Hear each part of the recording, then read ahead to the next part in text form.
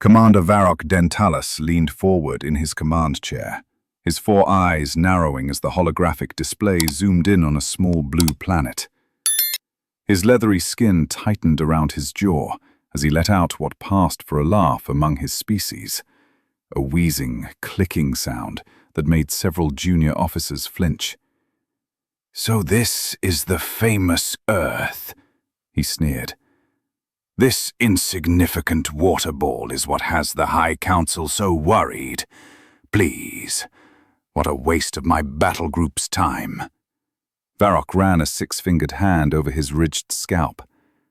Lieutenant Rel Varnax approached with measured caution. "Commander, preliminary scans indicate their defense systems are primitive. Their most advanced weapons still rely on chemical propellants and nuclear fission. Their space presence is minimal, just a few hundred satellites, one small orbital station, and perhaps 24 interplanetary craft." "How terrifying," Varrock replied, his voice dripping with sarcasm. "I'm positively quaking in my gravity boots. The mighty humans might throw rocks at us next."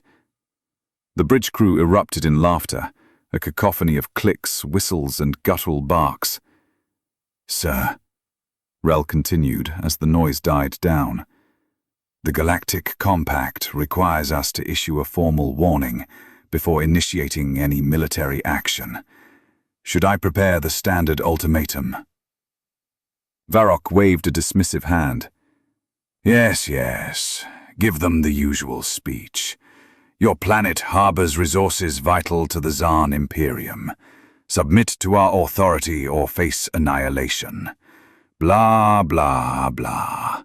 They'll probably soil themselves and surrender immediately, like the Proxima colony did. "Actually, Commander," interrupted Strategic Officer Tyra Meldrix from her station. Varrock swiveled his chair toward her, brow raised. "The humans of Earth have an unusual history. Our cultural analysis suggests they may not respond as expected." "Unusual how?" he asked, narrowing his upper set of eyes. "Their historical records show they've never united as a species, until quite recently. For thousands of years, they fought almost exclusively against each other. Endless wars over territory, resources, ideologies, even minor cultural differences." "Sounds like a typical primitive species to me," Varrock muttered. "What's your point, Meldrix?" Tyra's skin flushed a deeper shade of violet, a sign of excitement among her kind. "My point, Commander, is that those endless internal conflicts have bred a species that doesn't understand the concept of surrender." Earth's first contact with Krex. When faced with superior force, they have repeatedly chosen resistance, even when Transmission sent, Commander, Nyla confirmed moments later. "Excellent. Now we wait." Zorak turned. "Mira, what's your assessment of potential resistance?" The strategic officer consulted her datapad. "Their global military forces are substantial for a single-planet civilization, but utterly inadequate against our technology. They possess approximately 50,000 aircraft, but fewer than 100 are capable of reaching low orbit. Their naval vessels are confined to their oceans. Their most powerful weapons could damage one of our smaller craft, but pose no threat to this command carrier." "So, essentially, nothing," Zorak muttered with a wheezing laugh. "There is one curiosity, sir," Mira added. "Our long-range scans detect unusual activity on their moon, some kind of installation. It wasn't present during our last survey 50 years ago. Probably a research outpost. Nothing concerning. Keep an eye on it if you wish, but I'm more interested in their response to our ultimatum." He leaned back in his command chair. 10 ration credits says they surrender within 6 hours. "No bet," Commander Nyla replied with a nervous click of her mandibles. "The odds are clearly in your favor." "The hours ticked by. The bridge crew maintained standard monitoring protocols, occasionally zooming in on Earth's major population centers and military installations. Some placed bets on which human leader would deliver the surrender message, or whether any foolhardy resistance would erupt before the inevitable capitulation. 5 hours after the ultimatum had been sent, Lieutenant Nyla suddenly straightened at her console. "Commander, we are receiving a response from Earth." Zorak, who had been dozing lightly, snapped upright. "About time. Put it on the main screen. Let's see which human has the honor of surrendering their planet to me." The holographic display flickered, then resolved into the image of a human female. She wore a simple dark uniform with minimal ornamentation, practical attire that surprised Zorak, who had expected something more ceremonial or gaudy from a planetary leader. "I am Admiral Jenna Parker of the Earth Defense Force," the human announced, her voice calm and steady. Their voice was calm and measured. "We have received your ultimatum," she said, "and you wisely choose to accept our generous terms." Commander Varen was already mentally composing his victory report to the High Council. The human's expression didn't change. "No, not yet." Varen blinked all 4 of his eyes in sequence, a clear sign of confusion. "Perhaps your translation matrix is faulty. You do understand that we can destroy your major cities within minutes, that your military has no effective defense against our weapons." "We understand perfectly what you are capable of," Admiral Elena Rhodes replied. "However, we must decline your offer. Earth will not surrender." Admiral Rhodes, I admire your species' courage, misguided though it may be, but surely you recognize the futility of resistance. We have studied your capabilities extensively. You have no weapons that can harm our fleet, no defenses that can stop our bombardment. For the first time, the human's lips curved slightly upward. "You've studied our weapons? All of them? Are you certain about that?"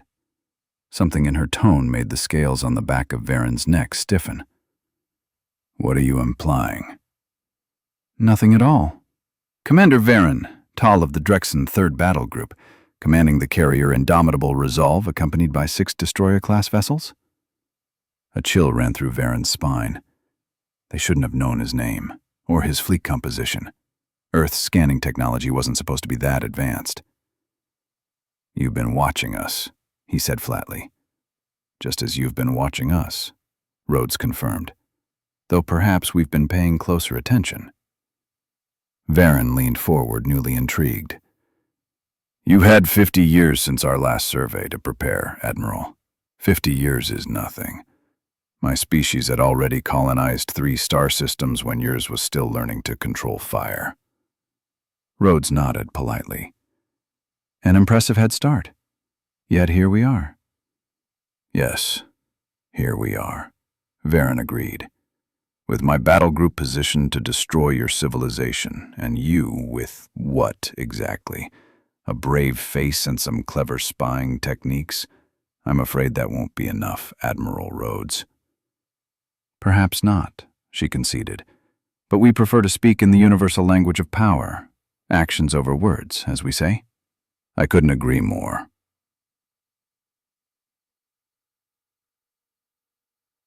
Captain Renner gestured sharply to his comms officer. "Lasik, cut the transmission." He turned to his strategic officer. "Begin targeting their largest military installations and governmental centers. Let's show them exactly what language we speak." "Sir," called out the sensor operator, panic clear in his voice. "A massive energy spike originating from Earth's moon." "What?" Renner whipped around. "Put it on screen!" The main display shifted, revealing the barren gray surface of Earth's moon. As they watched, a section of the lunar landscape shimmered and vanished. The once cratered expanse was now gone, replaced by a massive opening at least 100 kilometers wide. "What in the 7 hells is that?" whispered Lasik. The answer came moments later. Ships began pouring from the lunar rift, hundreds at first, then thousands. Sleek, deadly-looking vessels of all sizes emerged. Small fighters, agile corvettes, and colossal carriers that dwarfed Renner's own flagship. "Impossible!" Renner shouted, leaping to his feet. "Where did they get those ships? How did they build them without us noticing?" "Sir," said Lieutenant Malin, voice barely audible, "I'm counting over 12,000 vessels, and they're not entirely of Earth design. I'm detecting technology from at least a dozen different species, including some of our own." The comm system chimed unexpectedly. Admiral Alara's face filled the screen, calm and pleasant. "Commander Renner," she said smoothly, "I believe introductions are in order. You've met the Earth Defense Force. Now allow me to introduce you to the Earth Liberation Fleet." Behind her, Renner could see a command center far more advanced than any human facility should have been, staffed not only by humans, but by several alien species he immediately recognized. Two of them, in fact, were sworn enemies of each other. "You see, Commander," Alara continued, "when your empire began expanding 30 years ago, not everyone agreed with your methods. Some fled, some fought and lost, and some came to us." "Impossible," Renner murmured, though the display in front of him told a different story. "No species would ally with primitives against the Zoranth's dominion." "And yet, here we are," Alara replied, echoing his disbelief. "We've spent decades learning from our new allies, building, planning, preparing, waiting for the day you finally noticed our insignificant water ball and came calling." Renner tried to steady himself. 7 ships against 12,000 is poor odds, Admiral. But my carrier alone could decimate your major cities before your fleet reached us. "You could certainly try," Alara said with a slight smile. "Though I should mention that while we've been chatting, 5,000 of our ships have already moved into position around your battle group. The other 7,000 are currently disabling the automated defense platforms you've placed throughout our solar system. Quite thorough of you, by the way. We almost missed a few." The sensor operator gave a terrified nod in confirmation. "Additionally," Alara added, "we've taken the liberty of uploading a rather unfriendly virus to your targeting systems. You'll find your weapons are now locked in safe mode. Just a precaution, you understand." Renner collapsed back into his command chair, stunned. "What do you want?" "For you to leave," Alara said simply. "Take your battle group and return to Zoranth space. Tell your High Council that Earth is not available for conquest, colonization, or resource extraction." She paused, then added, "In fact, inform them that human space now extends to the Horsehead Nebula. We'll be establishing formal borders in the coming weeks." "The High Council will never accept this," Renner said, though without conviction. Alara's expression hardened for the first time.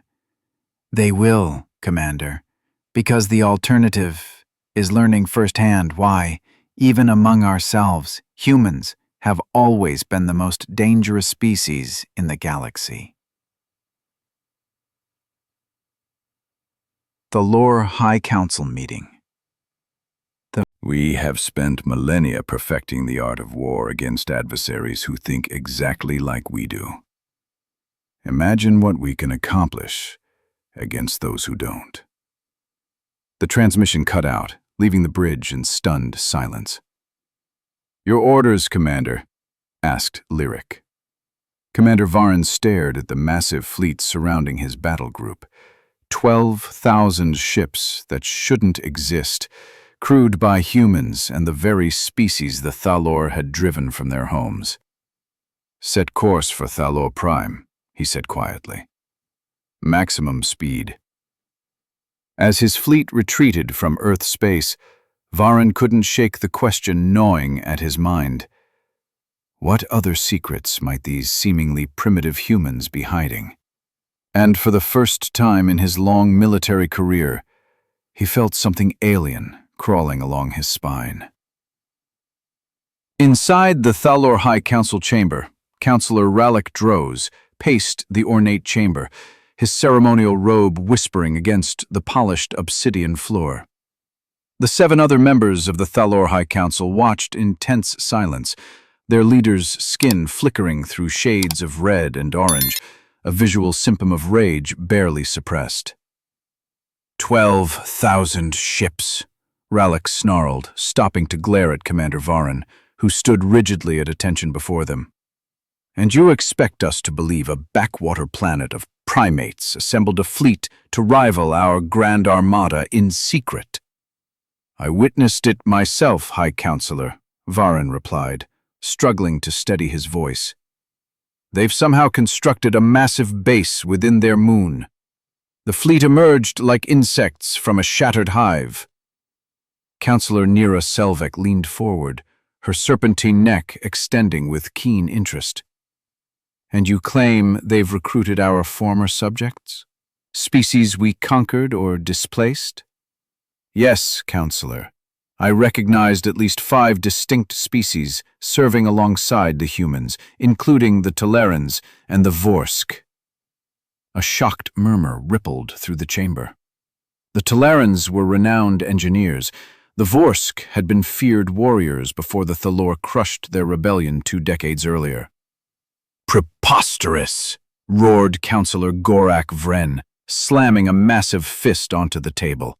The Vorsk would never ally with primitive mammals. Their cultural disgust for non-reptilian species is well documented. Nevertheless, Varin insisted, I saw them with my own 4 eyes, working in unison with humans and others. Something has united them against us. Rallick resumed pacing, each footstep echoing ominously. Let us assume, Commander, that your report is accurate. That somehow this planet, Earth, has not only developed Ambassador Kalen's intervention. Their technology far surpasses what our initial surveys suggested, intoned Counselor Vera, her tone grim. That we recognize their sovereignty, Vera replied, and their claimed borders, which now apparently extend all the way to the Horsehead Nebula. Her words ignited a wave of outrage across the chamber. The Horsehead Nebula was nearly 2,000 light-years from Earth, encompassing dozens of resource-rich systems that the Vorian Dominion had marked for future expansion. Absurd, spat Counselor Drek once the chamber settled. We've seen emergent species jump from planetary defense to galactic claims in a single cycle, but this? What game are these humans playing? From the shadows at the far end of the chamber, a new voice cut through the tension, soft yet slicing through the air like a plasma blade. They are not playing any game, High Counselor, the voice said. They are deadly serious.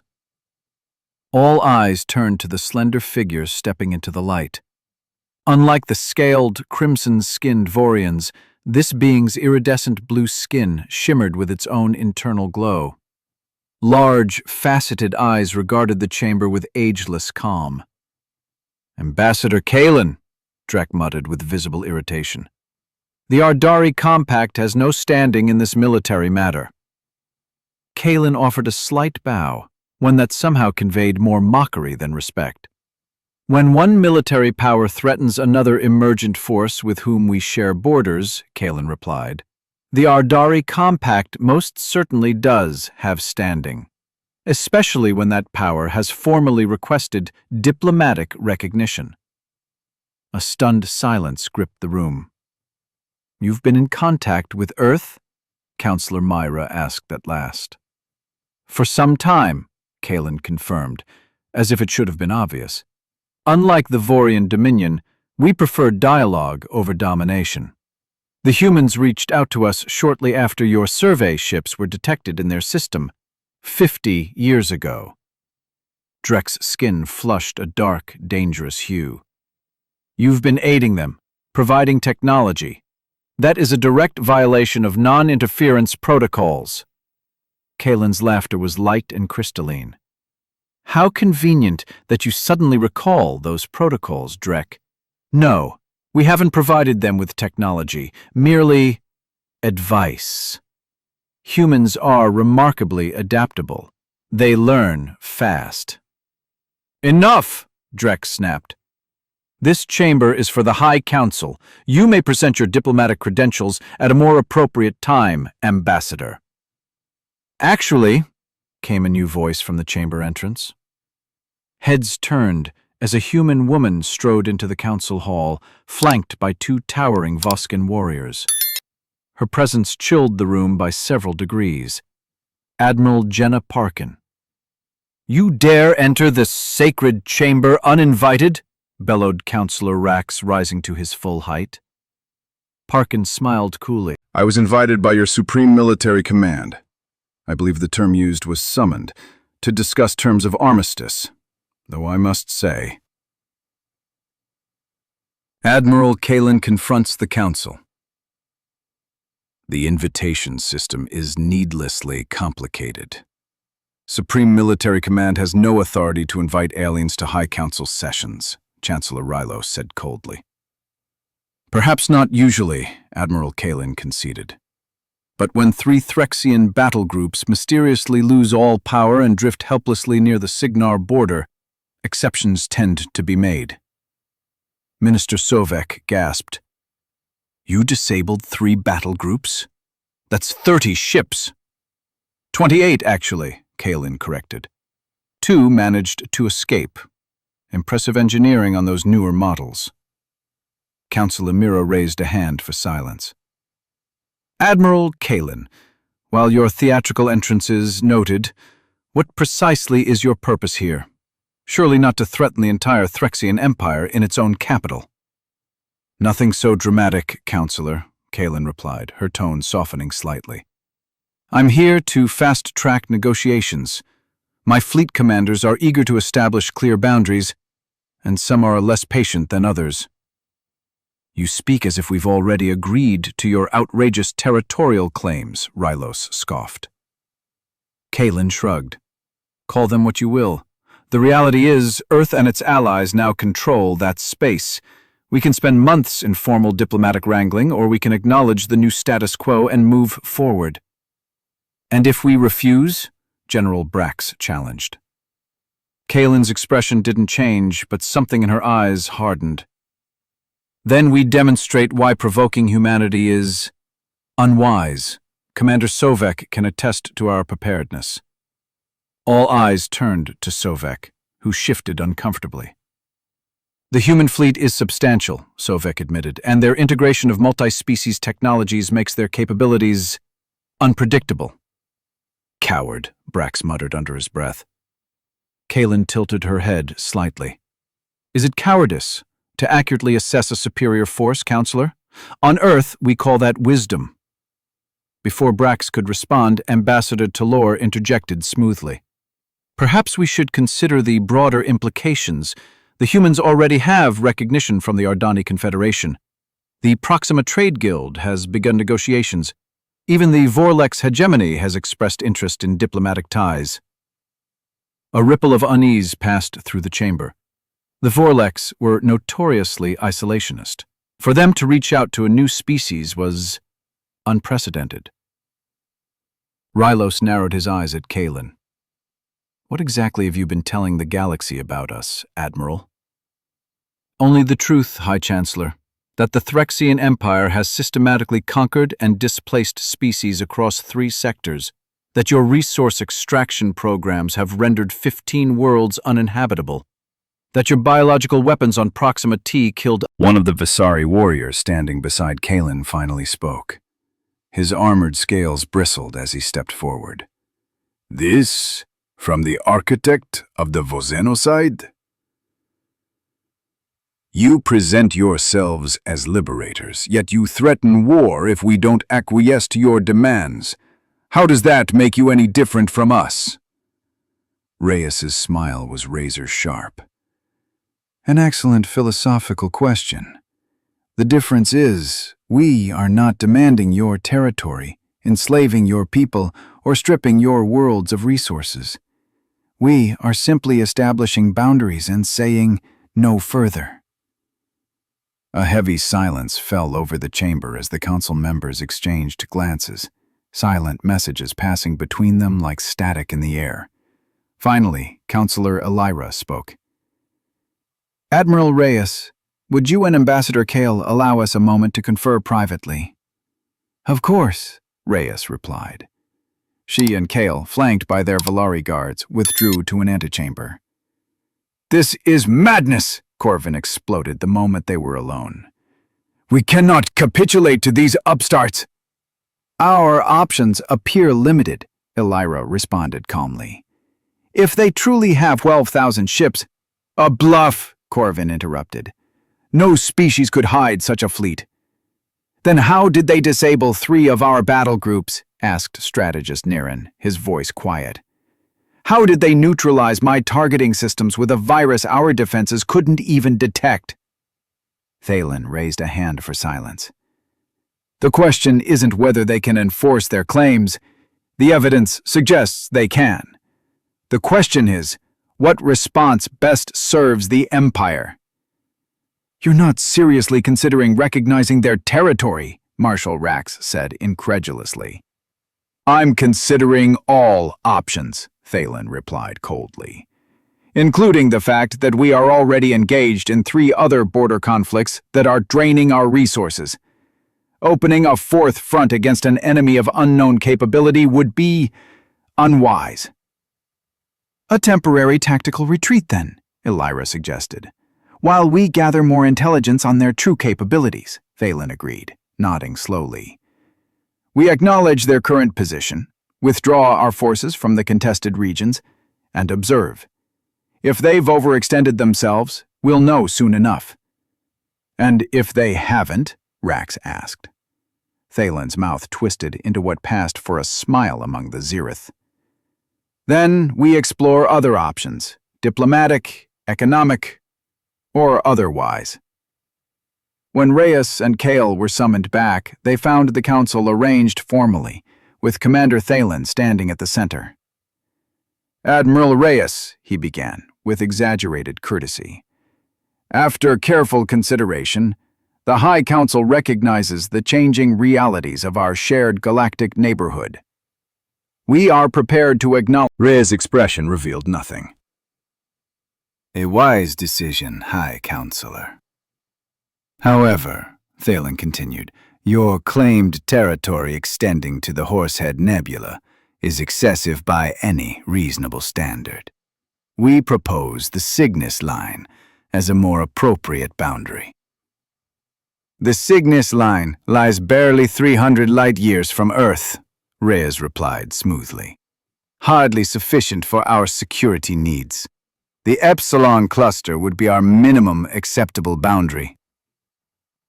Kale cleared his throat delicately. "If I might suggest, the Taurus Reach?" General Varick's final realization. The Gateway offers a natural boundary, something both sides might find acceptable.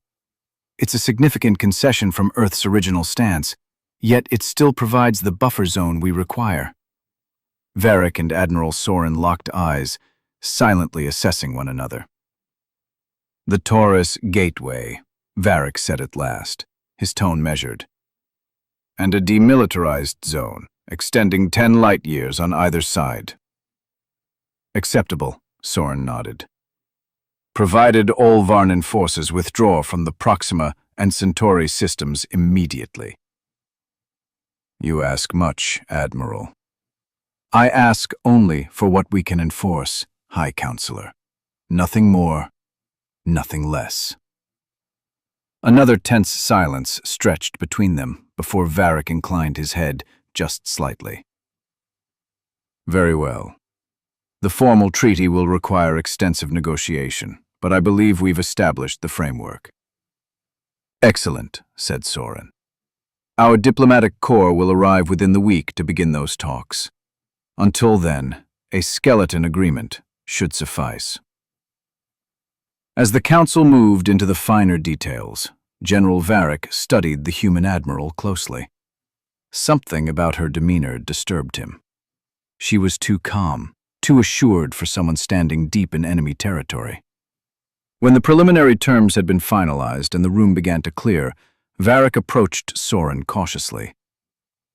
"You knew they'd accept," he said quietly. "You were certain." Soren glanced sideways at him, amusement flickering at the corners of her mouth. Was I? You didn't bring enough force to compel agreement if they refused. 2 Vasari warriors, no matter how skilled, couldn't fight their way out of this citadel. A fair point, General, she said. Varric leaned in, his voice even lower. How many ships do you really have? It's not 12,000, is it? Soren's smile deepened. Would you believe me if I said 20,000? Or perhaps only 5? She paused, then added, The beauty of uncertainty, General Varric, is that it breeds caution. You were bluffing, Varric realized. At least, partially. Perhaps, she said, her gaze cool. Or Humanity's new galactic role. A dozen moons shimmered across the galaxy. Perhaps we've developed cloaking technology your sensors can't penetrate. Perhaps we've been preparing for this moment for centuries, not decades, she said calmly. She leaned in closer, her voice dropping to a whisper. The most powerful weapon in any arsenal is the one your enemy isn't certain you possess. Remember that, Commander. With a polite nod, she turned and walked away, joining Ambassador Corrin, who was deep in animated conversation with Councillor Varel. As Commander Thalen watched them depart, a chill ran down his spine. Again, the same unfamiliar sensation he'd felt while orbiting Earth. But now it was mixed with something else. Respect. Whether Earth truly commanded 12,000 ships, or had merely crafted the perfect illusion, they had done what no other species had managed in 5 centuries. They had halted the Xeric Empire's expansion without firing a single shot. In the months that followed, reports poured in of human diplomatic envoys traveling the stars, of technological exchanges with former Xeric subjects, of new defensive pacts and strategic trade agreements. And slowly, Thalen began to grasp a profound truth. The humans hadn't just prepared for the Xeric. They had prepared to reshape the galaxy. The species that had spent millennia in conflict with itself had finally found a greater purpose, and the universe would never be the same.